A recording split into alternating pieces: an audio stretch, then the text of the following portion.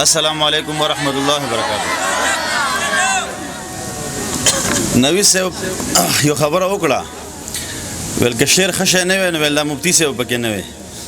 خبره داره چې شعر یو کلام دی نو د دې ښه هغه ښه دی او بد یې بد دی. نو که چا پکې غول وخواړه زه ذمهوار نه یم او که ښکلی کلام یې ذکر کړه نو ښه خبره دا یو آزاد مختصر نظم دی. عنوان دی د قربانۍ غوښه. د قربانۍ نه پوره 2 میاشتې پس خوب کې چاول د قیامت قایم شو. ډېر هیبتناک غوندې منظر ښکارېده. مړو قبرونو نه راودانګلو په مخ کې لاړو نو سور اور ښکارېده. دلته یو پول و پل صراط پیلیکو اخوا باغونه هم و شنه چمنونه هم و سره سره ګلونه هم و.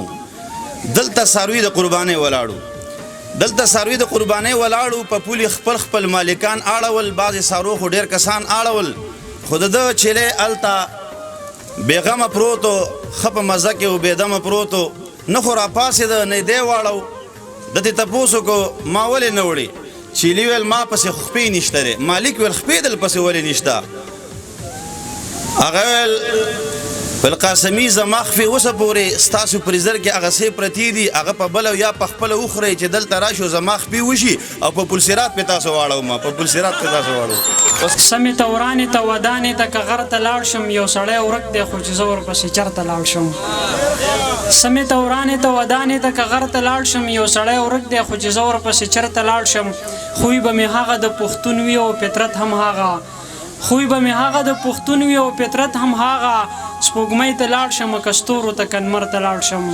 هجر ځپلی یمه غږ دې راته نه رارسي بلا وهلی یمه غږ دې راته نه رارسي. تشو هډوکو ته مې مه جاړه د قبر په ملا اوس لرې تللی یمه غږ دې راته نه رارسي.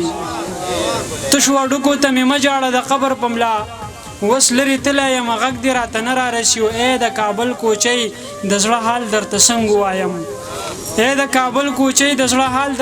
ووایم چا رانیولی یمه غږ دې راته نه رارسي.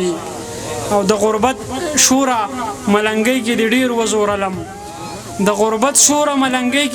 وزورلم اوس چې ښاغلی یمه غږ دې راته نه رارسي.